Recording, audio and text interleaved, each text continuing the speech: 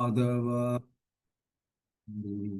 गोपीजनवल्लभा गिरिवरधारी यशोदनन्दन व्रजजनरञ्जन यमुनतिरावनचारी जय श्रीकृष्ण चैतन्य प्रभु Nityanand Shri Advaita Gadadhar शिवसदि गौरभक्तवृन्द Hare Krishna, Hare Krishna, Krishna Krishna, Hare Hare, Hare Rama, Hare Rama, Rama Rama, Hare Hare. Jaya Jaya Sri Chaitanya, Jaya Nityananda, Jaya Dvaita Chandra, Jaya Gaura Bhakta Vrinda, Jaya Jaya Sri Chaitanya, Jaya Nityananda, Jaya Dvaita Chandra, Jaya Gaura Bhakta Vrinda. Hare Krishna, Krishna Krishna, Hare Hare, Hare Rama, Rama Rama, Hare Hare. Hare Krishna, Krishna Krishna, Hare Hare, Hare Rama, Rama Rama, Hare Hare. Om Ajnanatimirandasya Jnanajnanashragya Chakshurum Nilidam Yena Tasmai Shri Gurave Namah. Sri Chaitanya Manobishtam Sthavidam Yena Bhudale Swayam Ruvakadamakhyan Dadadi Supadadikam Vandeham Shri Guru Shri Udapatakamalam Shri Gurun Vaishnavam Cha Shri Rupam Sagrajadam Savanarunadanitam Tam Sadivam Sadvaidam Savadudam Varjana Sagidam Krishna Chaitanya Devam Shri Radha Krishna Padam Savanalada Shri Vishaga Nidam Sha ये कृष्ण करुणा सिंधु दीनबंधु जगतपदे गोपेश गोपिका कांद राधा कांद नमस्तुते तप्त कांचन गौरांगी राधे वृंदावनेश्वरी शपानुस्तुते देवी प्रणमामि हरि प्रिय वाञ्छाकल्पतरुभ्यश्च कृपा सिन्धु एव च पतितानां पावनेभ्यो वैष्णवेभ्यो नमो नमः ओम नमो भगवते वासुदेवाय ओम नमो भगवते वासुदेवाय ओम नमो भगवते वासुदेवाय हरि ओम सत्सत् हरे कृष्ण ചൈതന്യ ചരിതാമൃതം ആദ്യ ലീല അധ്യായം 17 മഹാപ്രഭുവിന്റെ യൗവന ലീലകൾ എന്ന ഈ അധ്യായത്തിലെ 113 ശ്ലോകം. ഹരേ കൃഷ്ണ. സേയ് രൂപേ ഏയ് രൂപേ ദേക്കി ഏകാകാര കഹു കഹു ഭേദ ദേക്കി ഏയ് മായയാ തുമാരാ सेई रूपे ये रूपे देखी एककार कहू दे भेदे देखी ये माया तुम्हारा सेई रूपे ये रूपे देखी एकाकार कहू भेद देखी ये माया तुम्हारा. ആരെങ്കിലും വായിക്കുന്നുണ്ടോ? ഓക്കെ. ഹരേ കൃഷ്ണ. शिला प्रभुपाद की जय. പദാനുപദ തർജ്ജമ ഗുരുദേവ് की जय. അവരുടെയും ഗുരുക്കന്മാർക്ക് എൻ്റെ പ്രണാമം. സേയ് രൂപേ ആ രൂപത്തിൽ, ഏയ് രൂപേ ഈ രൂപത്തിൽ, ദേക്കി കണ്ടു, ഏകാകാര ഒരു രൂപം, ഖഭു ചിലപ്പോൾ, ഭേദ വ്യത്യാസം, ദേക്കി കണ്ടു, ഏയ് ഇത്, മായയ തുമാര അങ്ങയുടെ മായ. വിവർത്തനം. അങ്ങയുടെ രൂപവും ധ്യാനത്തിൽ ഞാൻ കണ്ടു. രൂപവും ഒന്ന് തന്നെയാണെന്ന് എനിക്ക് നിശ്ചയമുണ്ട്. എനിക്ക് എന്തെങ്കിലും വ്യത്യാസം തോന്നിയാൽ അത് അങ്ങയുടെ മായാശക്തിയുടെ പ്രവൃത്തിയാണ്. ഭാവാർത്ഥം ശീല പ്രഭുപാദ്. ശ്രീകൃഷ്ണ ചൈതന്യ രാധാകൃഷ്ണ നഹേ അന്യ. ഒരു പരിപൂർണ ഭക്തന്റെ ദൃഷ്ടിയിൽ ചൈതന്യ മഹാപ്രഭു രാധയുടെയും കൃഷ്ണന്റെയും ഒരു സംയോജനമാണ്. ശ്രീ ചൈതന്യനെ കൃഷ്ണനിൽ നിന്ന് ഭിന്നനായി കാണുന്ന ഒരുവൻ മായക്കധീനനാണ്. നമുക്കറിയാം, ഇത് ആരാണിത് പറയുന്ന ജ്യോതിഷനാണ്. അപ്പോൾ അദ്ദേഹം കവടിയൊക്കെ നിർത്തി, അല്ലെങ്കിൽ അദ്ദേഹത്തിൻ്റെ രീതിയിൽ വെച്ച് നോക്കുമ്പോൾ ചൈതന്യ മഹാപ്രഭുവിനെ കൃഷ്ണനെയും എല്ലാം ഒന്നായിട്ടാണ് അദ്ദേഹം കാണുന്നത്. അതാണ് അദ്ദേഹം ഇവിടെ വർണ്ണിക്കുന്നത്. ശ്രീകൃഷ്ണ ചൈതന്യ രാധാകൃഷ്ണ നാഹേ അന്യ. ശ്രീകൃഷ്ണ ചൈതന്യം രാധാകൃഷ്ണനും തമ്മിൽ യാതൊരു വ്യത്യാസവും ഇല്ല എന്നാണ് ഇതിൻ്റെ ഇവിടെ പറയുന്നത്. അപ്പോൾ ഒരു ഭക്തനാകാൻ പരിശ്രമിക്കുന്ന ഒരു വ്യക്തി ചൈതന്യ മഹാപ്രഭുവിനും കൃഷ്ണനിൽ നിന്ന് ഭിന്നനായി കാണാൻ പാടില്ല. ജ്യോതിഷ്യൻ നേരത്തെ തന്നെ ഒരു ഒരു ഉന്നത ഭക്തനായിരുന്നതായും മഹാപ്രഭുവിന്റെ സാന്നിധ്യത്തിൽ എത്തിയപ്പോൾ അദ്ദേഹത്തിന് പരിപൂർണമായ ആത്മസാക്ഷാത്കാരം സിദ്ധിച്ചതായും കൃഷ്ണനും ചൈതന്യ മഹാപ്രഭുവും ഒരു വ്യക്തിയാണെന്ന് ദർശിക്കാൻ കഴിഞ്ഞതായും കാണപ്പെടുന്നു. അങ്ങനെ അത് നമുക്ക് രാധാകൃഷ്ണനും ചൈതന്യ മഹാപ്രഭുവും ഒന്നാണെന്നുള്ളത് നമുക്ക് മനസ്സിലാക്കണം. കാരണം രാധ മാധവോ ദേവ മാധവേ നൈരാധിക എന്ന് വെച്ചാൽ രാധാറാണിയുടെ പ്രേമസ്വരൂപത്തിന്റെ വികാരമാണ് കൃഷ്ണ തത്വം. ആ കൃഷ്ണനാണ് രാധാറാണിയുടെ പ്രേമ സ്വരൂപമാകുന്ന രാധ ആണ്. അകത്ത് കൃഷ്ണനും വെളിയിൽ രാധയുമായി ഗൗരവർണം തുഷ അകൃഷ്ണം സാങ്കോപാശാനുപാസനം യജ്ഞ സങ്കീർണ പ്രായ യജന്തി സുമേധസ. അതായത് ഈ അകത്ത് കൃഷ്ണനും വെളിയിൽ രാധയും രാധയുടെ മനോഭാവവും പ്രേമവും ഒക്കെ ആയിട്ട് വന്ന ആളാണ് ചൈതന്യ മഹാപ്രഭു. രാധാകൃഷ്ണനും തമ്മിൽ യാതൊരു വ്യത്യാസമില്ല. രാധോ മാധവോ ദേവ മാധവേ നൈരാധിക. രാധാറാണിയുടെ പ്രേമസ്വരൂപത്തിന്റെ വികാരമാണ് കൃഷ്ണ തത്വം. അതുകൊണ്ടാണ് ഗൗഡിയ എന്ന് പറയപ്പെടുന്ന രാധാറാണിയുടെ പ്രേമതത്വം. കൃഷ്ണന്റെ ആധാരപ്രകാരം ഭക്തന്റെ രൂപത്തിൽ വരുന്നതാണ് രാധാ തത്വം. അപ്പൊ കൃഷ്ണന്റെ ആജ്ഞപ്രകാരം അല്ലെങ്കിൽ കൃഷ്ണന്റെ ആഗ്രഹപ്രകാരം ഭക്തരൂപത്തിൽ വരുന്നതാണ് ഈ രാധാ തത്വമാകുന്ന ചൈതന്യ മഹാപ്രഭു. കാരണം നമുക്കറിയാം എന്തുകൊണ്ട് വന്നു, എന്താ അതിൻ്റെ കാരണം എന്ന്. ഇവിടെ ചൈതന്യ മഹാപ്രഭുവിൻ്റെ കൃപയുണ്ടെങ്കിൽ മാത്രമേ കൃഷ്ണഭക്തി കിട്ടുകയുള്ളൂ. ഇനി കൃഷ്ണൻ രാധയോട് പറയുകയാണ്, പരമേശ്വരി രാധേ സർവ അപരാധമേ ക്ഷമസ്വ പരമേശ്വരി. കൃഷ്ണൻ രാധയോട് പറയുവാണ്, പരമേശ്വരി എൻ്റെ സർവ അപരാധങ്ങൾക്കും ക്ഷമ ഞാൻ ചോദിക്കുന്നു, ക്ഷമസ്വ പരമേശ്വരി. അപ്പോൾ കൃഷ്ണൻ രാധാറാണിയോട് ചോദിക്കുകയാണ്, എൻ്റെ എല്ലാ അപരാധങ്ങൾക്കും ഞാൻ രാധാറാണി ഞാൻ ക്ഷമ ചോദിക്കുന്നു എന്ന് കൃഷ്ണൻ പറയുന്നു. ഇനി 1, 4 തരത്തിലുള്ള ആൾക്കാർ ഭഗവാൻ കൃഷ്ണന്റെ അടുക്കൽ വരില്ല എന്ന് പറയപ്പെടുന്നു. എങ്ങനെയുള്ള ആൾക്കാരാണ്? 1, ദൈവം പശ്യന്തി ജന്മ അന്ധ, ജന്മന അന്ധരായവർ. ഉദാഹരണം ധൃതരാഷ്ട്ര മാതിരിയുള്ള ആൾക്കാർ. ഇന്നത്തെ കാലത്ത് കൂടുതലും അങ്ങനെയുള്ള ആൾക്കാരാണ്. ജന്മന അന്ധരാണ്. ആത്മീയമായിട്ടും ഭൗതികമായിട്ടും അവർ അന്ധരാണ്. 2, കാമാന്ത നൈവം പശ്യന്തി, ഇന്ദ്രിയ തൃപ്തിയിലും കാമ ആസക്തിയിലും അന്ധരായവർ.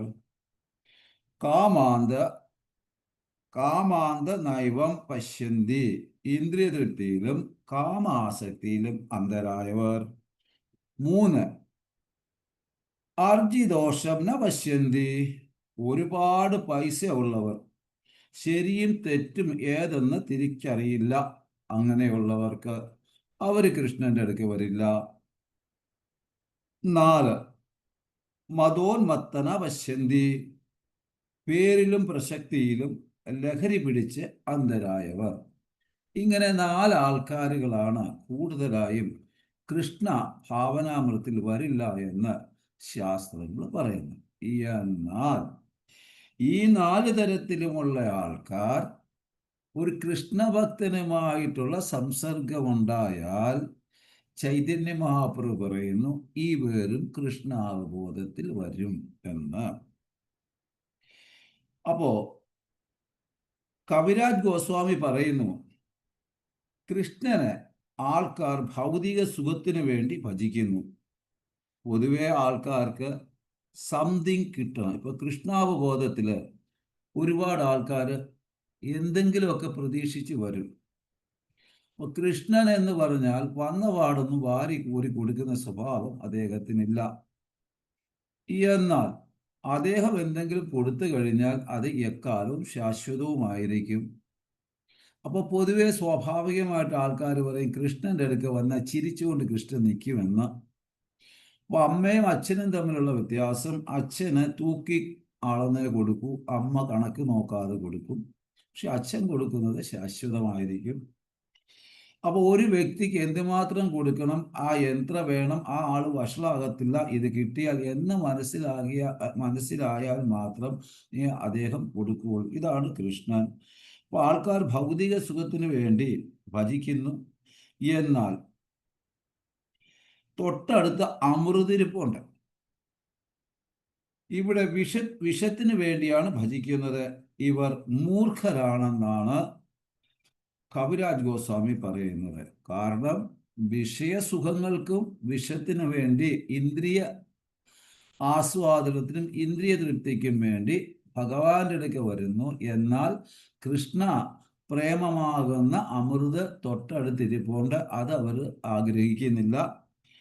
അതാണ് വിഷത്തിന് വേണ്ടിയാണ്, ഭൗതിക സുഖഭോഗങ്ങൾക്ക് വേണ്ടി കൃഷ്ണനെ ആരാധിക്കുന്നതിൻ്റെ അവരെയാണ് കവിരാജ് ഗോസ്വാമി പറയുന്നത് വിഷത്തിന് വേണ്ടി ഭജിക്കുന്നു എന്ന്. ഇവർ മൂർഖരാണ്. എന്നാലും ഞാൻ അവർക്ക് എൻ്റെ പാദകമലം കൊടുക്കും. ഏത് വ്യക്തി വിഷത്തിന് വേണ്ടി വന്നാൽ ആ വ്യക്തിക്കും, അതായത് ഫലാസക്തിക്ക് വേണ്ടി ഭഗവാന്റെ അടുക്ക് വന്നാലും ആ വ്യക്തിക്കും ഭഗവാന്റെ പാദകമലം കൊടുക്കുന്നു. അപ്പോ എന്നാൽ തൊട്ടടുത്ത് കാര്യം, പാദകമലം സ്വീകരിച്ചാൽ വിഷം മറക്കും അവരെ ഞാൻ സ്വീകരിക്കും. ഇവിടെ ഈ ജ്യോതിഷ്യനൊരു ഭക്തനായിരുന്നു.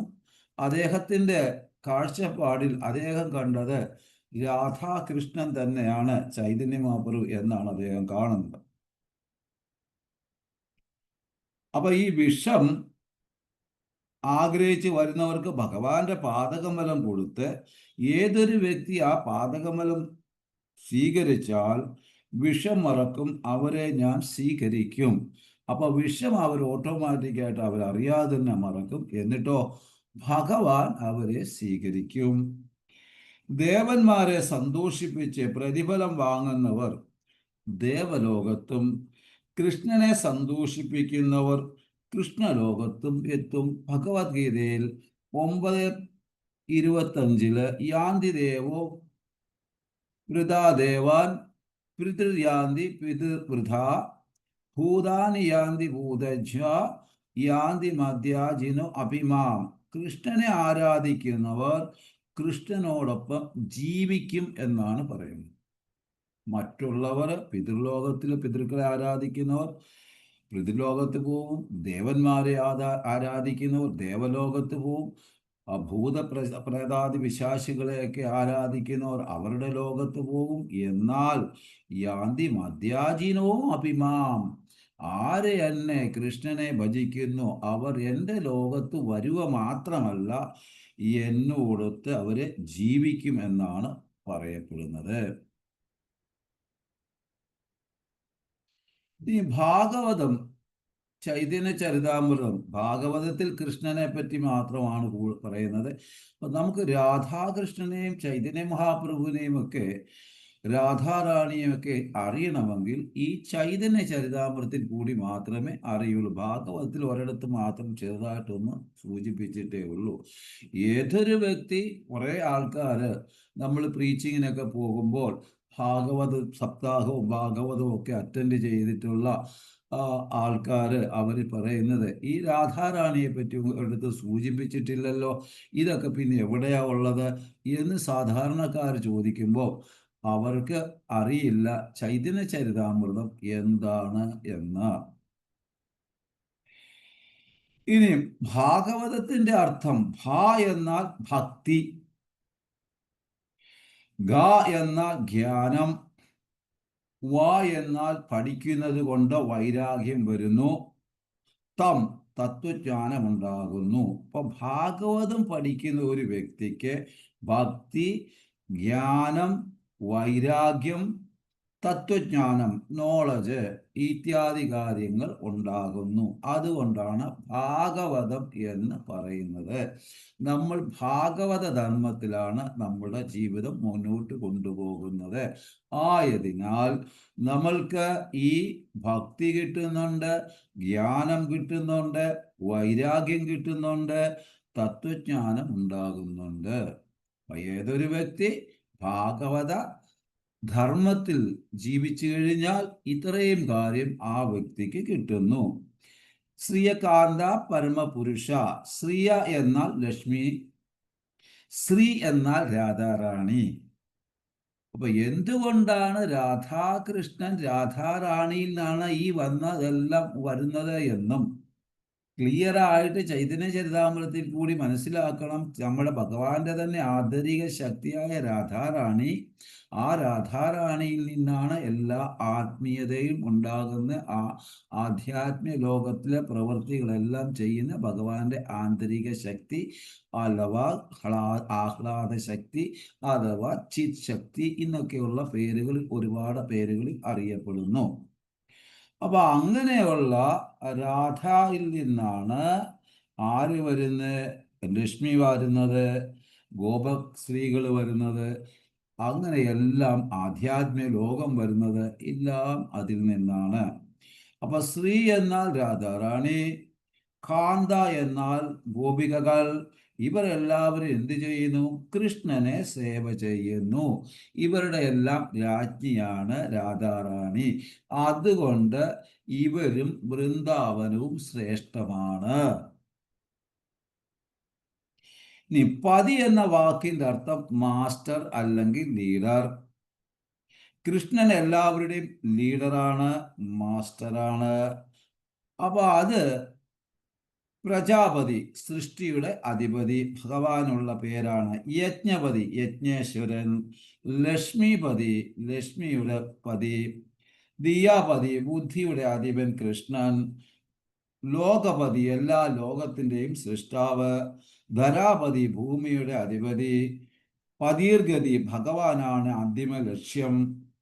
അപ്പൊ ഇങ്ങനെ ഓരോ അക്ഷരങ്ങളിൽ കൂടിയും ഭഗവാന്റെ സർവ ആധിപത്യത്തിൻ്റെയും സർവേശ്വരൻ പരമദിവ്യത്വ പുരുഷനാണെന്നുള്ളതിൻ്റെയും അർത്ഥം തന്നെ നമുക്ക് കാണിച്ചു തരുന്നു.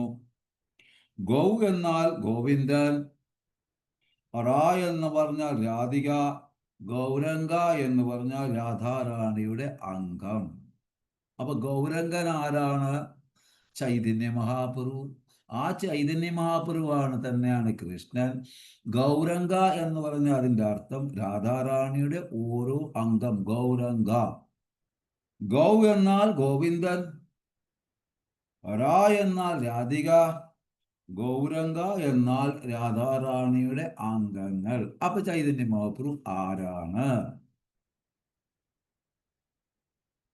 ഇനി പറയുന്നുണ്ട് റാ ശബ്ദം ഉച്ചാരണ മാത്രേണ, റാ ശബ്ദം ഉച്ചാരണ മാത്രേണ യാമി ശ്രവണ ലോക തതഹ, ദ ശബ്ദം ഉച്ചാരണ പക്ഷാത് തദാമി ഭക്തി ഉത്തമം.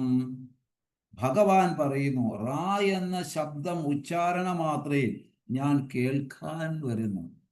വേറൊരിടത്ത് പറയുന്നത് ര എന്ന ഉച്ചാരണ മാത്രമേ ഞാൻ അവരുടെ അടുക്ക് വന്ന് നിൽക്കുന്നു. ധ എന്ന മാത്രയിൽ ഉച്ചാരണ മാത്രമേ ഞാൻ അവരുടെ കൂടെ നടക്കുന്നു. ഓരോരുത്തർക്കും സന്ദർഭത്തിന്റെ അനുസരിച്ചാണ് പറയുന്നത്, അല്ല നിങ്ങൾ തെറ്റിദ്ധരിക്കുക. അതുകൊണ്ട് രണ്ടും പറയുന്നു. എന്നാൽ അവർക്ക് അവരുടെ കൂടെ നടക്കത്തേ ഉള്ളൂ. പക്ഷെ അവർക്ക് കൃഷ്ണ പ്രേമം കിട്ടണമെങ്കിൽ ഹരേ കൃഷ്ണ കൃഷ്ണ കൃഷ്ണ ഹരേ ഹരേ, ഹരേ രാമ രാമ രാമ ഹരേ ഹരേ എന്ന നാമം ഉച്ചരിക്കുമ്പോഴാണ് ഞാൻ അവർക്ക് കൃഷ്ണ പ്രേമം കൊടുക്കുന്നത്. ഇവിടെ പറയുന്നത് ആ ശബ്ദം ഉച്ചാരണ മാത്രേന, ഭഗവാൻ പറയുന്നത് ആ ശബ്ദം ഉച്ചാരണ മാത്രമേ ഞാൻ കേൾക്കാൻ വരുന്നു. ആ റായുടെ കൂടെ ഏതൊരു വ്യക്തി ധായും പറയുകയാണ് എങ്കിൽ അവർക്ക് ഭക്തിയുടെ ഉത്തമമായ അവസ്ഥ കൊടുക്കുന്നു, അതായത് മാധുര്യ ഭക്തി കൊടുക്കുന്നു.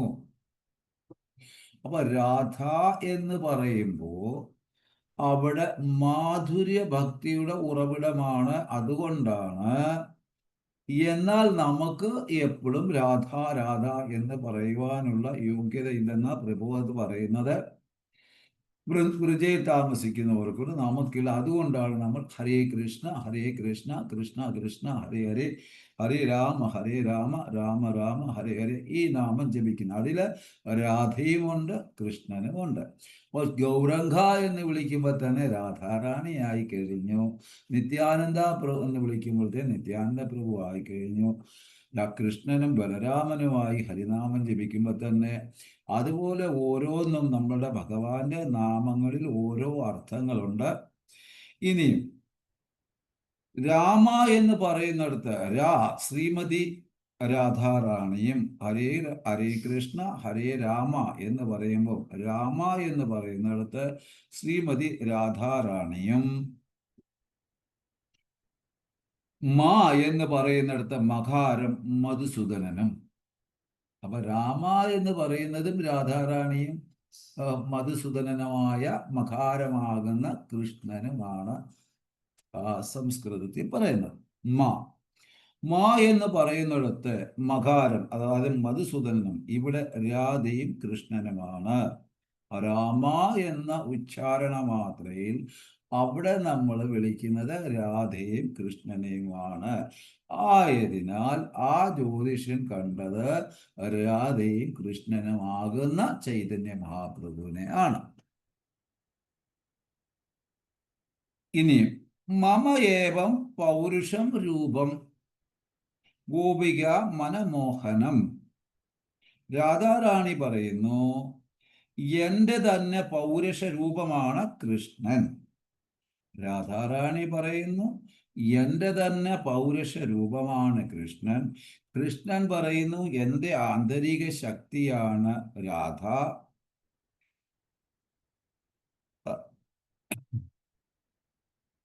രാധയും കൃഷ്ണനും തമ്മിൽ യാതൊരു വ്യത്യാസമില്ല.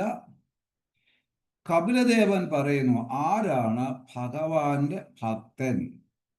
അപ്പം ഇതൊക്കെ മനസ്സിലാക്കി കഴിഞ്ഞിട്ട് ഭാഗവതത്തിലോട്ട് പോകാമെങ്കിൽ കപിലദേവൻ പറയുന്നുണ്ട്, ആരാണ് ഭഗവാന്റെ ഭക്തൻ? തിദശ്വ കാരുണിക സുഹൃതം സർവദേഹിനാം അജാതശത്രു സാധഹ സാധുഭൂഷണോ. ഇതിന്റെ അർത്ഥം എന്താന്ന് പറയാം? തിദക്ഷ്വ വളരെ താഴ്മയുള്ളവൻ. ഭഗവാന്റെ ഭക്തന് വളരെ താഴ്മ നിർബന്ധമാണ്. എല്ലാവർക്കും ചൈതന്യ മഹാപ്രഭു രുചിന്റെ ചൈതന്യ ചരിതാമൃതം രുചിക്കത്തില്ല, മനസ്സിലാകൂല്ല. കാരണം ഭഗവാന്റെ ഭക്തനാകാൻ അതിനൊരു ക്വാളിറ്റി വേണം. അതാണ് കപിലദേവൻ പറയുന്നത്. തിദക്ഷ്വ വളരെ താഴ്മയുള്ളവർ, കാരുണിക എല്ലാവരിലും കരുണയുള്ളവൻ. അപ്പം തിദക്ഷ്വ താഴ്മയുള്ളവൻ, കാരുണിക എല്ലാവരിലും കരുണയുള്ളവൻ, സുഹൃതം സർവദേഹിനാം എല്ലാ ജീവാത്മാക്കളെയും ഒരുപോലെ കാണുന്നവൻ. അപ്പൊ സർവചരാചരങ്ങളും ഭഗവാന്റെ അംശമാണെന്നുള്ള മനോഭാവനയോടുകൂടി എല്ലാ ജീവാത്മാക്കളെയും ഒരുപോലെ കാണുന്ന വ്യക്തി. സുഹൃതം സർവദേഹിനാം ഒരുപോലെ കാണുന്നവൻ. സാധക സാധുഭൂഷണ സത്യസന്ധമായി ഈ ഗുണമാകുന്ന ആഭരണത്തിൽ അലങ്കാരം ആയ ഭക്തൻ. അതുകൊണ്ടാണ് പറയുന്നത് വൈഷ്ണവ സദാചാരം വൈഷ്ണവന്റെ ആഭരണമാണ് ശരീരത്തില്. അപ്പൊ ഈ ഗുണങ്ങളൊക്കെ ഉള്ള ഒരു വ്യക്തിയാണ് വൈഷ്ണവൻ ആകുന്നത്. അപ്പൊ അതുകൊണ്ട് വൈഷ്ണവനായി ആകണമെങ്കിൽ ഈ ഗുണങ്ങളൊക്കെ നമ്മൾ ആർജിക്കണം. അപ്പൊ ചോദിക്കും, ഈ ഗുണങ്ങൾ ആർജിക്കണമെങ്കിൽ എന്താ ഒരു വഴി? ഒരേ ഒരു വഴിയേ ഉള്ളൂ. ഭഗവാനാണ് പരമദിവ്യോത്തമ പുരുഷൻ എന്ന ദൃഢവിശ്വാസത്തോടുകൂടി ചൈതന്യ മഹാപ്രഭുവിന്റെയും നിത്യാനന്ദ പ്രഭുവിന്റെയും പാദകമലത്തിൽ ശരണം പ്രാപിച്ച് ഹരിനാമം ജപിച്ചു കഴിഞ്ഞാൽ ഈ സ്വഭാവങ്ങൾ അത്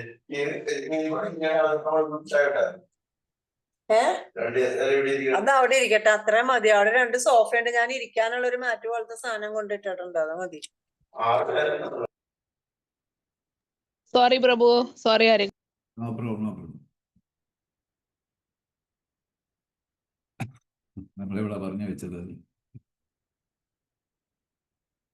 ഓക്കെ, അത് പോയി. അപ്പൊ ഇവിടെ ചൈതന്യ മഹാപ്രഭു നമുക്ക് എങ്ങനെ ഭഗവാന്റെ ദർശനം എടുക്കാമെന്ന 5 കാര്യത്തിൽ കൂടി കാണിച്ചു തരുന്നു. ചൈതന്യ മഹാപ്രഭു എങ്ങനെ ഭഗവാന്റെ ദർശനം നമ്മൾ എടുക്കാമെന്നുള്ളത് 5 കാര്യത്തിൽ കൂടി കാണിച്ചു തരുന്നു. 1, സാധാരണ സിമ്പിളാണ്, സാഷ്ടാംഗ പ്രണാമം ചെയ്യണം. 2, പ്രാർത്ഥന ചെയ്യണം. പ്രണാമം ചെയ്യുന്ന സമയത്ത് പ്രാർത്ഥന ചെയ്ത് വേണം പ്രണാമം ചെയ്യാൻ. കാലി മനസ്സോടുകൂടി പ്രണാമം ചെയ്യരുത് ഭഗവാനെ. 3, നൃത്തം ചെയ്യുന്നു, കീർത്തനം ചെയ്യുക, നൃത്തം ചെയ്യുക. 4, ഭഗവാന്റെ സൗന്ദര്യം പാദം തൊട്ട് നോക്കി ആസ്വദിക്കണം. 5, വിഗ്രഹത്തിന്റെ സ്ഥലരൂപം മഹിമ കേൾക്കണം. ഓരോ ക്ഷേത്രത്തിൻ്റെയും മഹിമ കേൾക്കണം, ഭാഗവതം കേൾക്കണം. ഇത്യാദി കാര്യങ്ങളൊക്കെ ചെയ്യുമ്പോൾ ഈ പറയുന്ന ക്വാളിറ്റിയും കൃഷ്ണഭക്തിയും ഓട്ടോമാറ്റിക്കായിട്ട് ആ വ്യക്തിയിൽ വന്നെത്തും. അതിനുവേണ്ടി വ്യാപകരില്ലാതെ കഷ്ടപ്പെടേണ്ട കാര്യമില്ല. കാരണം ഓട്ടോമാറ്റിക്കായിട്ട് അങ്ങെത്തും. നമ്മൾ അതിന് സാധനയിൽ കൂടി, ദൃഢതയിൽ കൂടി, വിശ്വാസത്തോടു കൂടി, ഭഗവാനാണ് പരമദിവ്യോത്തമ പുരുഷൻ എന്ന വിശ്വാസത്തോടു കൂടി ആധ്യാത്മിക ഗുരുനാഥന്മാരുടെയും വരിഷ്ഠഭക്തരുടെയും പാദകമലം നമസ്കരിച്ച് അവരുടെ കാൽപാദങ്ങൾ, അവരുടെ നിർദ്ദേശങ്ങൾ പിന്തുടർന്ന് ജീവിതം സമ്പന്നമാക്കി കഴിഞ്ഞാൽ ഇത്യാദി കാര്യങ്ങളെല്ലാം കിട്ടുമെന്നാണ് ചൈതന്യ ചരിതാമൃതത്തിൽ കൂടി എല്ലാവരും മനസ്സിലാക്കേണ്ടതായ ഒരു കാര്യം. ഇവിടെ മദ്ഭക്ത പൂജ ആദ്യാധിക എന്നുള്ള എൻ്റെ ഭക്തരെ സേവ ചെയ്യുക. അപ്പോൾ ഒരു വൈഷ്ണവരെ സർവീസ് ചെയ്യുക. ഇത് പറയാനുള്ള കാരണം ചൈതന്യ മഹാപ്രഭു ഈശ്വരപുരിയിൽ നിന്ന് ഈശ്വരത്ത് അത് എന്തൊക്കെയാണെന്ന് ജസ്റ്റ് നമുക്കൊന്ന് നോക്കാം പിന്നില്ല. അപ്പം മദ്ഭക്ത പൂജാധ്യാധിക എന്നാൽ എൻ്റെ ഭക്തരെ സേവ ചെയ്യുക. അപ്പൊ ശിവഭഗവാൻ പറയുന്നുണ്ട്, ആരാധനാനാം സർവേഷാം വിഷ്ണു ആരാധനം പരം തസ്മാത് പരതരം ദേവി തദിയാനാം സമയ സനം. എല്ലാ ആരാധനയിലും വെച്ച് വിഷ്ണു ആരാധനയാണ് ഉത്തമം. ഇവിടെ പല ആൾക്കാർക്കും സംശയമാണ്. അപ്പൊ അതിനാണ് ഈ ശിവഭഗവാന്റെ ഈ കൂട്ട് വളരെ പ്രാധാന്യം അറിയിക്കുന്നത്. സർവ ആരാധനയിൽ വെച്ച് ശ്രേഷ്ഠമായ ആരാധന വിഷ്ണു ആരാധന ഉത്തമം. അതിലും ഉത്തമം വിഷ്ണു ഭക്തന്റെ ആരാധന. അപ്പൊ അതിലും ഉത്തമം വിഷ്ണു ഭക്തന്റെ ആരാധന. ഇത് ചൈതന്യ മഹാപ്രഭു നമ്മളെ കാണിച്ചു തരുന്നുണ്ട്. അത് നമുക്ക് പുറകെ കാണാം. പത്മപുരാണത്തിൽ ശിവഭഗവാൻ പാർവതിക്ക് പറഞ്ഞു കൊടുക്കുന്നു, തവ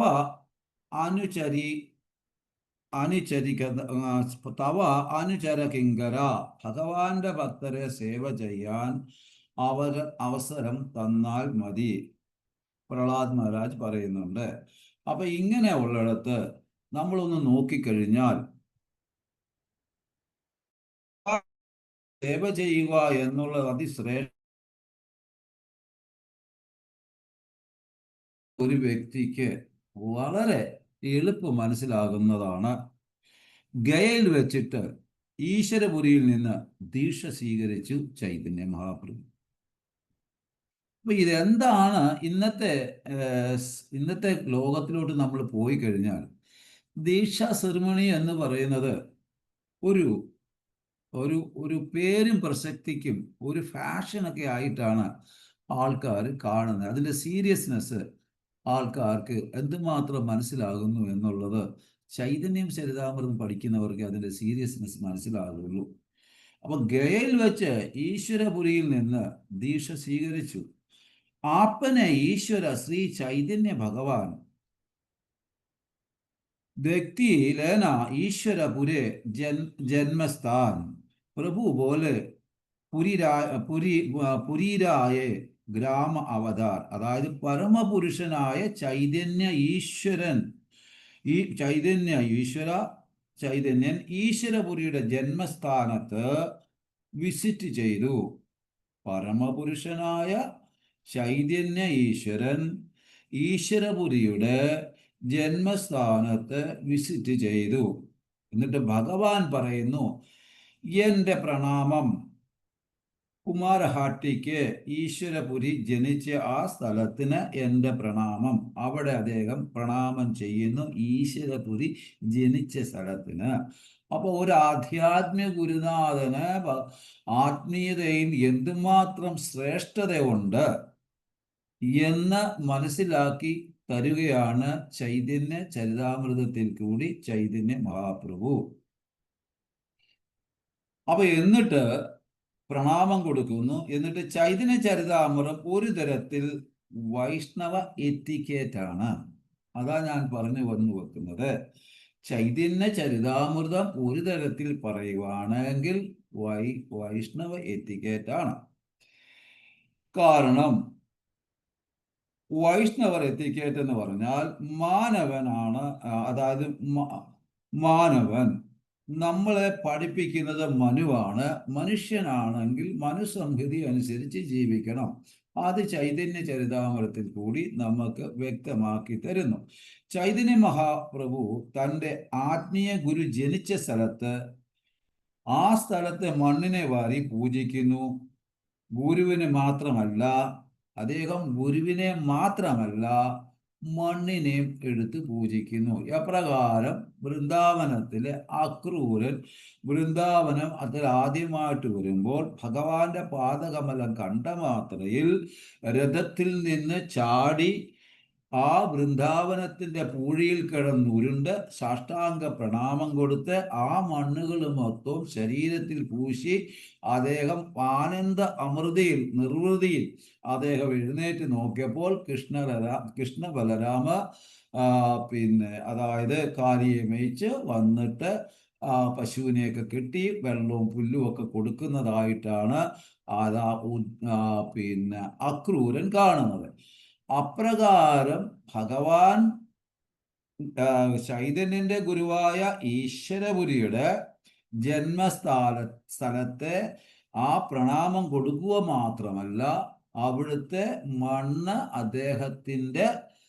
അദ്ദേഹത്തെ വാരി ഇടുന്നു. ഇവിടെ ശാസ്ത്രം പറയുന്നു, ശരണാമൃതവും ആധ്യാത്മിക ഗുരുനാഥന്റെ പാദധൂളിയും ഒരു വ്യക്തിയുടെ ചരണാമൃതം കുടിക്കുക, ആധ്യാത്മിക ഗുരുനാഥന്റെ പാദധൂളി ശരീരത്തെ പൂശുക, ഇടുക, ഭഗവത് നാമം ജപിക്കുക എങ്കിൽ ആ വ്യക്തി തീർച്ചയായിട്ടും എത്രയും പെട്ടെന്ന് കൃഷ്ണപ്രേമവും വ്യക്തിക്ക് കിട്ടും എന്ന് ശാസ്ത്രത്തിന്റെ അടിസ്ഥാനത്തിൽ നമുക്ക് മനസ്സിലാക്കി തരുന്നു.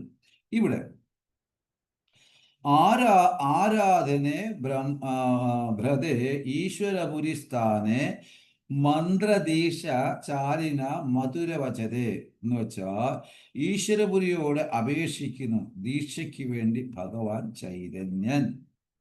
അപ്പം ഭഗവാൻ നമ്മള് പരിഷ്ട ഭക്തര് നമ്മളെ രാവിലെയും വൈകിട്ടും നമ്മളെ കുത്തുവാണ്, എടുക്ക് ദീക്ഷ എടുക്ക്, സമയമായില്ല പ്രഭു, സമയമായില്ല. അത് അങ്ങനെയാണ്.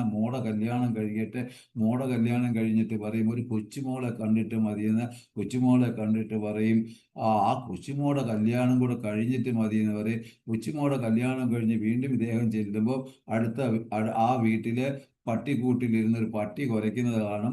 അപ്പോൾ അദ്ദേഹത്തിന് മനസ്സിലാവും അദ്ദേഹം വടിയായിട്ട് പട്ടിയായി. ഒരു സുപ്രഭാതത്തിൽ പട്ടി പറഞ്ഞത് അനുസരിച്ചില്ലെങ്കിൽ ചെറുമുഖം വന്നിട്ട് അടിയോടടി ബാവു എന്ന് കരയും. ഇതാണ് നമ്മുടെ അവസ്ഥ, ഇല്ലേ? അപ്പം ഇവിടെ നിർബന്ധിക്കുകയല്ല വേണ്ടത്, മനസ്സിലാക്കി നമ്മുടെ ജീവിതത്തിന്റെ ലക്ഷ്യം എന്താണെന്ന് മനസ്സിലാക്കി മുമ്പോട്ട് പോകണം. അതായത് പരമ്പരയിൽ കൂടി വന്ന ആചാര്യനിൽ കൂടി കിട്ടിയ മന്ത്രത്തിന് പൂർണ്ണ ശക്തിയുള്ളൂ. അതെല്ലാവരും മനസ്സിലാക്കിയാൽ നന്നായിരിക്കും. അപ്പൊ ചൈതന്യ ചരിതാമൃതത്തിലെ നമുക്ക് ഇതൊക്കെ പറയാൻ പറ്റുള്ളൂ, ഭാഗവത ക്ലാസ് അല്ലാതെ ഉള്ളതൊന്നും പറയാൻ പറ്റില്ല. അപ്പോ എങ്ങനെ ചെയ്യണം? കാരണം ഭഗവാൻ ചൈതന്യം എന്താണ് ചെയ്യേണ്ടത്, എങ്ങനെ ചെയ്യണം എന്ന് എല്ലാം നമുക്ക് കാണിച്ചു തരുന്നു ചൈതന്യ ചരിതാമൃതത്തിൽ കൂടി. ഒരു ഭക്തൻ എന്താണ് ചെയ്യേണ്ടത്, എങ്ങനെയാണ് ചെയ്യേണ്ടത്, എന്താണ് ആധ്യാത്മിക ഗുരുനാഥനും ശിഷ്യനും തമ്മിലുള്ള വ്യവഹാരം എങ്ങനെ ആയിരിക്കണം, ഇതെല്ലാം ചൈതന്യം ചരിതാമൃതത്തിൽ കൂടി നമുക്ക് കാണിച്ചു തരുന്നു. ആദ്യം ഒരു വ്യക്തി ഗുരുവിനെ ശരണം പ്രാപിക്കണം എന്ന് താവേ പ്രഭു പ്രദക്ഷിണ കരിയ പുരിരെ പ്രഭു ബോല ദേഹേ ആമി दिलाने तुम्हारे बिना सुबह दृष्टि तुम्ही कराह हमारे ये नामी भाषा कृष्ण प्रेमदा सागरे.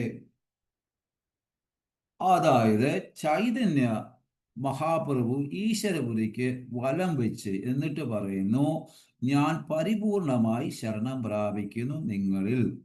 അപ്പം ചൈതന്യ മഹാപ്രഭു തൻ്റെ ആധ്യാത്മിക ഗുരുനാഥനായ ഈശ്വരപുരിക്ക് വലം വെച്ചിട്ട് പറയുന്നു, ഞാൻ പരിപൂർണമായിട്ട് അങ്ങയിൽ ശരണം പ്രാപിക്കുന്നു. ഞാൻ കൃഷ്ണപ്രേമത്തിൻ്റെ സമുദ്രത്തിൽ മുങ്ങാൻ ഇഷ്ടപ്പെടുന്നു. അപ്പൊ ഞാൻ കൃഷ്ണപ്രേമത്തിൻ്റെ സമുദ്രത്തിൽ മുങ്ങാൻ ഇഷ്ടപ്പെടുന്നുവെങ്കിൽ എൻ്റെ ആധ്യാത്മിക ഗുരുനാഥന്റെ ഹൃദയത്തിൽ കുടിയിരിക്കുന്ന കൃഷ്ണനെ അങ്ങ് എനിക്ക് ഹരിനാമത്തിൽ കൂടി എൻ്റെ ഹൃദയത്തിൽ സ്ഥാപിച്ചെങ്കിൽ മാത്രമേ എനിക്ക് കൃഷ്ണപ്രേമത്തിൽ മുങ്ങിത്താഴാൻ സാധിക്കുകയുള്ളൂ, അല്ലെങ്കിൽ എനിക്ക് കൃഷ്ണാമൃതം ആസ്വദിക്കാൻ സാധിക്കുകയുള്ളൂ എന്ന തത്വം ചൈതന്യ മഹാപ്രഭു ഗുരുതത്വം നമുക്ക് തരുന്നു. കാരണം നിത്യാനന്ദ പ്രഭു ഗുരുതത്വമാണ്, ശിവഭഗവാൻ ഗുരുതത്വമാണ്. അവരുടെ എല്ലാം ആജ്ഞയിൽ കൂടി നമുക്ക് മനസ്സിലാക്കി തരുന്നു. ദീക്ഷ എന്നത് കാണിക്കാനുള്ളതല്ല. എനിക്ക് ഇന്ന പേര്, 1 കിലോമീറ്റർ നീളത്തിലുള്ള പേര് പറഞ്ഞുകൊണ്ട് നടക്കാനുള്ളതല്ല. ദീക്ഷ എന്നത് കാണിക്കാനുള്ളതല്ല, ഒരു ഫാഷനല്ല, ഇതൊരു പ്രതിജ്ഞയാണ്. എത്ര ജന്മമെടുത്താലും എൻ്റെ ശാശ്വത പ്രതിജ്ഞയാണ് ഇത് എന്ന്, എത്ര ജന്മാന്തരങ്ങളിലും ഞാൻ എൻ്റെ ആധ്യാത്മിക ഗുരുനാഥന്റെ സേവകനാണ് എന്നുള്ള ഒരു പ്രതിജ്ഞയാണ് ഇത്. സറണ്ടർ എന്നാൽ മനസ്സാ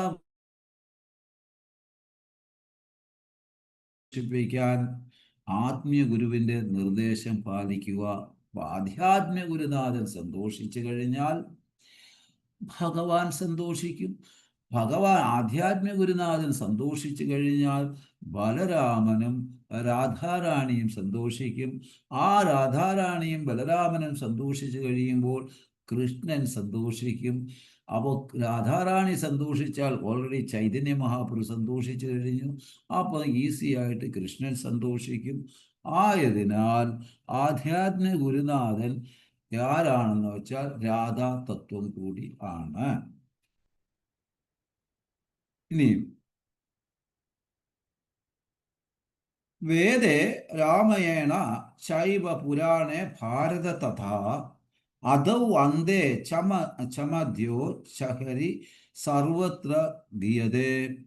രാമായണം, പുരാണങ്ങൾ, മഹാഭാരതം തുടങ്ങിയ വൈദിക് സാഹിത്യങ്ങളിൽ പരമദിവ്യോത്തമ പുരുഷൻ ഹരിയെക്കുറിച്ച് മാത്രമാണ് ആദ്യ മധ്യ അന്തം വിവരിച്ചിരിക്കുന്നത്. എന്നാൽ നഗരേ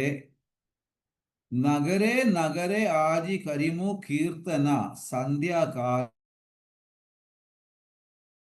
എന്ന് വച്ചാൽ ചൈതന്യ മഹാപ്രഭു പറയുന്നു, ഇന്ന് സന്ധ്യയ്ക്ക് ഞാൻ നഗരം തോറും കീർത്തനം ചെയ്യും. അതിനാൽ നിങ്ങൾ വൈകുന്നേരം നഗരം അലങ്കരിക്കുക. നഗരേ ആജി കരിമോ കീർത്തന സന്ധ്യാകാലെ കരസവേ നഗരമണ്ഡന എന്ന് പറയുന്നു. നമ്മളെല്ലാം 3 ഗുണത്തിൽ അടിമയായി കഴിയുന്നു. ആയതിനാൽ ഈ ആത്മീയ നോളജ് ഒന്നും പെട്ടെന്ന് നമുക്ക് മനസ്സിലാകുന്നില്ല. രാധാകൃഷ്ണ ഭാവവും ചൈതന്യ മഹാപ്രഭു, നിത്യാനന്ദ പ്രഭുവും ആചാര്യന്മാരുടെ ഭാവവും ഒക്കെ ഭഗവാൻ തന്നെ ശക്തി എന്നാൽ ഭഗവാന്റെ ഭൗതിക ലോകത്ത് വരുമ്പോഴും ഈ 3 ഗുണങ്ങൾ ഭഗവാനെ ബാധിക്കുന്നില്ല. അപ്പം ഭഗവാൻ നിർഗുണനാണെന്ന് നമ്മുടെ നാട്ടിൽ നിർഗുണൻ എന്ന് പറഞ്ഞു കഴിഞ്ഞാൽ അങ്ങനെ ഗുണമില്ലാത്ത എന്നാണ്. അങ്ങനെയല്ല. ഭഗവാനെ ദരിദ്ര നാരായണനാണ് ആൾക്കാർ പറയുന്നത്. സങ്കടം തോന്നും. ഭഗവാൻ ദരിദ്രനാ നാരായണനാ എന്തുദ്ദേശിച്ചാണ് ഇവർ പറയുന്നതെന്ന് നമുക്ക് മനസ്സിലാകുന്നില്ല. അതുപോലെ നിർഗുണൻ എന്ന് പറഞ്ഞാൽ ഗുണങ്ങൾക്ക് അധിപൻ, ഗുണങ്ങൾ ബാധിക്കാത്തവൻ എന്നുള്ളതാണ് നിർഗുണൻ. നമ്മൾ പൊതുവെ പറയാം അവൻ നിർഗുണനാണ്. ആ നിർഗുണനല്ല. ഒരിക്കൽ തമാൽ ഗോസ്വാമി പ്രഭുപാദിന്റെ അടുക്കൽ ചോദിക്കുന്നു, ഭഗവാൻ ആയിരക്കണക്കിന് സംഘർഷനായി വിസ്തരിച്ച് ഓരോ പ്രവൃത്തിയും നടത്തുന്നു, അതെന്താണ്? എന്നാൽ നമ്മ ഓരോരുത്തരും പ്രവൃത്തി നടക്കണമെങ്കിൽ 100 പേരെ ആശ്രയിക്കണം. അപ്പൊ പ്രഭുപാദ് തിരിച്ചു ചോദിക്കുന്നു, നീ ഇന്ന കാര്യം ചെയ്തോ? അത് ഞാൻ ആ പ്രഭുവിനോട് പറഞ്ഞിട്ടുണ്ട്. നീ ഈ കാര്യം ചെയ്തോ? അത് ഞാൻ മറ്റേ പ്രഭുവിനോട് പറഞ്ഞിട്ടുണ്ട്. ഞാൻ നിന്നോട് പറഞ്ഞ ആ കാര്യം ചെയ്തോ? അത് ഞാൻ ഇന്ന പ്രഭുവിനോട് പറഞ്ഞിട്ടുണ്ട്. അപ്പൊ അപ്രകാരം ഓരോ കാര്യങ്ങൾ ചെയ്യണമെങ്കിൽ 100 പേരെ, ആയിരക്കണക്കിന് ആൾക്കാരെ നമ്മൾ ആശ്രയിക്കണം. എന്നാൽ ഭഗവാൻ ആരെയും ആശ്രയിക്കേണ്ട ആവശ്യമില്ല ഭഗവാന്. അതുകൊണ്ടാണ് ഭഗവാൻ ആയിരക്കണക്കിന് സംഘർഷനായിട്ട് വിസ്തരിക്കുന്നത്. എന്നാൽ അങ്ങനെ വിസ്തരിച്ച് പ്രവൃത്തി നടക്കുന്നു. ഭാഗവതത്തിൽ സുഖദേവ സ്വാമിയോട് പരീക്ഷിത് മഹാരാജ് ചോദിക്കുന്നു, ഭഗവാൻ പക്ഷപാതമില്ല എന്ന് പറയുന്നു, എന്നാൽ ദേവന്മാരിൽ പക്ഷപാതം കാണിക്കുന്നു. ഭഗവാൻ പറയുന്നു സമദർശി എന്നിട്ടും പക്ഷപാതം പിടിക്കുന്നു. ഇവിടെ സുഖദേവ സ്വാമി യുധിഷ്ഠിര മഹാരാജിന്റെ കാര്യം പറയുന്നു. രാജസൂയ യജ്ഞം നടക്കുന്ന സമയം ഭഗവാന്റെ ഇച്ഛ ഈ പ്രവൃത്തി പാണ്ഡവർ ഭരിക്കുന്നു, അവരെ ഏറ്റവും ഉത്തമമായ സാമ്രാട്ടാക്കണമെന്നാണ്. അപ്പൊ യജ്ഞത്തിന്റെ അന്ത്യത്തിൽ ശിശുപാലന്റെ വധം ചെയ്യുന്നു. ശിശുപാലന്റെ ആത്മാവ് കൃഷ്ണനിൽ ലീനാകുന്നു. ഇത് യുധിഷ്ഠിരൻ കാണുന്നു. പ്രഭുപാദ് പറയുന്നു, എല്ലാ കാര്യത്തിലും പരിചയസമ്പന്നൻ ഉണ്ടാകും എന്ന്. കാരണം മൃത്യുവിന്റെ വിശേഷതയിലെ കാര്യം ഗുരുവാണ് ജന്മമൃത്യു ഇല്ലാതാക്കുന്നത്, പരിചയസമ്പന്നായ ആത്മീയ ഗുരു. അപ്പൊ ഏതൊരു വ്യക്തി എന്തുകൊണ്ട് ആധ്യാത്മിക ഗുരുനാഥന്റെ ശിക്ഷണത്തിൽ കൂടി വേണം കൃഷ്ണാവബോധം പ്രാക്ടീസ് ചെയ്ത് മുമ്പോട്ട് പോകാൻ എന്ന് പറയുന്നതിൻ്റെ ഉത്തമ ലക്ഷ്യമെന്ന് പറയുന്ന ജന്മമൃത്യു ഇല്ലാതാക്കണമെങ്കിൽ അതിൻ്റെ മെയിൻ ആളെന്ന് പറയുന്ന ആധ്യാത്മിക ഗുരുനാഥനാണ്. ആയതിനാൽ ആ ആധ്യാത്മിക ഗുരുവിൽ കൂടി വേണം നമ്മൾ കൃഷ്ണാവബോധവും പ്രാക്ടീസ് ചെയ്യുവാൻ. യുധിഷ്ഠിർ മഹാരാജ് വളരെ വിനയത്തോട് നാരദ മുനിയോട് സംശയം പറയുന്നു. ജീവന്റെ ലക്ഷ്യത്തെ പറ്റി ഗുരുവിന്റെ അടുക്കൽ പറയുക എന്നത് ശിഷ്യന്റെ ധർമ്മമാണ് എന്ന് ഉത്തരം കൊടുക്കുന്നു. ഗുരു ശിഷ്യരെ കൃഷ്ണസേവയിൽ സമർപ്പിക്കുകയാണ് ഗുരു ചെയ്യുന്നത്. അപ്പൊ ആധ്യാത്മിക ഗുരുനാഥൻ ചെയ്യുന്നത് ഗുരുവിന്റെ ശിഷ്യരെ കൃഷ്ണ പ്രേമത്തിൽ അല്ലെങ്കിൽ കൃഷ്ണ സേവയിൽ സമർപ്പിതമാക്കുക എന്നുള്ളതാണ് ഗുരു ചെയ്യുന്നത്. പ്രഭുപാദ് പറയുന്നു, ചൈതന്യ മഹാപ്രഭു പറയുന്നു, ഭുക്തി കാമി അശാന്തി എന്ന്. കൃഷ്ണഭക്തൻ ഏകമാത്ര ശാന്ത്. കൂടുതൽ ആൾക്കാർ ഭഗവത് ആശ്രയം മുക്തിക്കായിട്ടാണ് ഭഗവാനെ ആശ്രയിക്കുന്നത്, ഉപയോഗിക്കുന്നു. ഭക്തികാമി കഠിനത്തിന് നേരിട്ട് എങ്ങനെ കൃഷ്ണനെ സന്തോഷിപ്പിക്കാം, വളരെ കഠിനമായിട്ട് പ്രവർത്തിച്ചിട്ട് എങ്ങനെ കൃഷ്ണനെ സന്തോഷിപ്പിക്കാം. പരീക്ഷിത് മഹാരാജ് കൃഷ്ണ രസാമൃതം കുടിക്കുന്നു. തൻ്റെ സമസ്യയെപ്പറ്റി ചിന്തിക്കുന്നില്ല, തൻ്റെ ഭയത്തിന്റെ നിവാരണം ആഗ്രഹിച്ചു.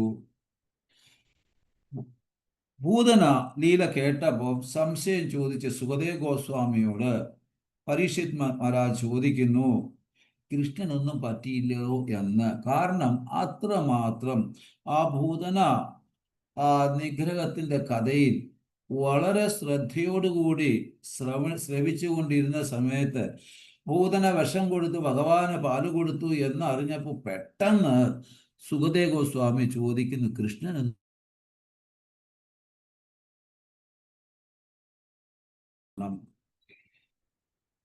അപ്പൊ സ്വയം ചിന്തയിൽ ഭാഗവതം കേട്ട മാത്രയിൽ കൃഷ്ണന് ഒന്നും പറ്റിയില്ലയോ എന്ന് ചിന്തിക്കാൻ തുടങ്ങി.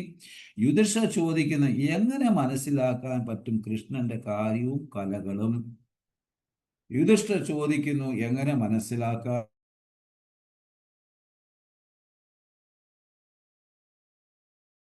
ായിട്ട് ബന്ധം സ്ഥാപിക്കുന്നു.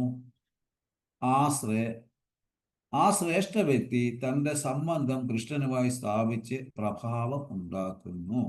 അപ്പൊ ഇവിടെ ഏത് വ്യക്തി കൃഷ്ണനുമായിട്ട് സംബന്ധം സ്ഥാപിക്കുന്നു, ആ വ്യക്തി കൃഷ്ണനുമായിട്ടുള്ള അവരുടെ ഒരു ബന്ധം സ്ഥാപിച്ചിട്ട് ഭഗവാനും ആ വ്യക്തിയുമായിട്ടുള്ള ഒരു സംബന്ധത്തിൽ എത്തിച്ചേരുന്നു. ഇവിടെയാണ് ഈ ഭഗവാനും കൃഷ്ണനെയും തമ്മിൽ ബന്ധിപ്പിക്കുന്നതാണ് ആചാര്യൻ, ആധ്യാത്മ ഗുരുനാഥൻ. അതാണ് ശരിയായും യോഗ. കാരണം പരമാത്മാവും ജീവാത്മാവും കൂടി തമ്മിലുള്ള ബന്ധത്തെയാണ് യോഗ എന്ന് പറയുന്നത്. ഇന്നത്തെ കാലത്ത് പരമാത്മാവും ജീവാത്മാവും തമ്മിൽ ബന്ധം സ്ഥാപിക്കണമെങ്കിൽ ഒരാൾ ബന്ധിപ്പിക്കണം. അതാണ് ആധ്യാത്മ ഗുരുനാഥൻ. അതാ ചൈതന്യ മഹാപ്രഭു നമ്മളെ കാണിച്ചു തരുന്നത്. കൃഷ്ണൻ നമ്മളെ കാണിച്ചു തരുന്നു, ചൈതന്യ മഹാപ്രഭു കാണിച്ചു തരുന്നു. അപ്പൊ ഇവിടെ ഭഗവാനെ കിട്ടാൻ ശിശുപാലന്റെ കൂട്ട് നിന്ദിക്കേണ്ട കാര്യമില്ല എന്ന്. ഭഗവാന്റെ ഭക്തി അനുകൂല ഭാവനയിൽ വേണം ചെയ്യാൻ. ഭഗവാന്റെ അനുകൂല ഭക്തിക്ക് പരിണാമമുണ്ടാകും. പ്രതികൂല ഭക്തർക്ക് കിട്ടുന്ന അതിനേക്കാളും പിന്നെയാണോ പ്രതികൂല ഭക്തർക്കും ഭഗവാനെ കിട്ടുന്നുണ്ട്, പിന്നെ അനുകൂല ഭക്തരുടെ കാര്യം പറയണോ? ആ പ്രതികൂല ഭക്തരായിരുന്നു ശിശുപാലൻ. എന്നാൽ ശിശുപാലൻ സാധാരണക്കാരനല്ല, ജയവിജയനായിരുന്നു ഭഗവാന്റെ വീരരസം ആസ്വദിക്കുവാനായിട്ട്. കാരണം ഭഗവാന്റെ അടുക്കൽ നേരിടണമെങ്കിൽ ഭഗവാന്റെ ഭക്തർക്ക് മാത്രമേ സാധിക്കുകയുള്ളൂ, അല്ല അതൊരു വ്യക്തിക്കും ഭഗവാനെ നേരിടാൻ സാധിക്കില്ല. ആയതിനാൽ ഭഗവാന്റെ ഭക്തൻ ആ അസുരന്മാരായിട്ടൊക്കെ വരുന്നു. കാരണം എന്തെന്ന് വെച്ചാൽ ഭഗവാനെ നേരിടാനും അതിൽ കൂടി രണ്ടുപേരും സന്തോഷിക്കുന്നു. ഭഗവാൻ വീരരസത്തിൽ വളരെയധികം സന്തോഷിക്കുന്നു. ഹരേ കൃഷ്ണ. എന്തെങ്കിലും സംശയം ഉണ്ടെങ്കിൽ ചോദിക്കാം.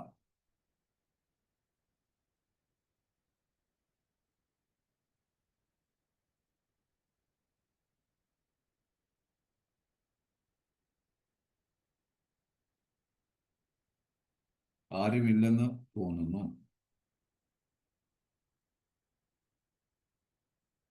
ഹരേ കൃഷ്ണ. ഹരിബോൾ. ഹരേ കൃഷ്ണ. ഹരേ കൃഷ്ണ. ഹരേ കൃഷ്ണ. ഹരേ കൃഷ്ണ. താങ്ക് യു പ്രഭു. പ്രണാമം പ്രഭു. ഹരേ കൃഷ്ണ. Thank you Prabhu. ഹരേ കൃഷ്ണ. പ്രണാമം പ്രഭു. ആർക്കും സംശയമൊന്നുമില്ല. ഹരേ കൃഷ്ണ. ഹരേ കൃഷ്ണ. ശരി. ഹരിബോൾ. വാഞ്ചാകൽപതരുഭ്യശ്ച കൃപാസിന്ധുഭ്യവ പതിതാനാം പാവനേഭ്യോ വൈഷ്ണവേഭ്യോ നമോ നമഃ. അനന്തകോടി. വളരെ നന്ദി പ്രഭു. വളരെ പ്രഭു ഹരേ താങ്ക് യു. പ്രഭു. ഹരേ കൃഷ്ണ. പ്രഭു പറഞ്ഞു കേട്ടില്ല. പ്രണാം പ്രഭുജി. Thank you. പ്രഭു പറഞ്ഞത് കേട്ടില്ല എന്നാ പ്രഭു പറഞ്ഞത്. നന്ദി പ്രഭുജി. വളരെ നന്ദി. നല്ല ക്ലാസ്സിന് നന്ദി Prabhuji. Hare Krishna. Thank you Prabhu. Hare Krishna. Hare Krishna. Hare Krishna. Thank you Prabhu. Haribol. Haribol. Hare Krishna. Thank you Prabhu. Hare Krishna. Haribol. Hare Krishna. തായ് പ്രമാണം. ക്ലോസ് ചെയ്തോട്ടെ പ്രഭു.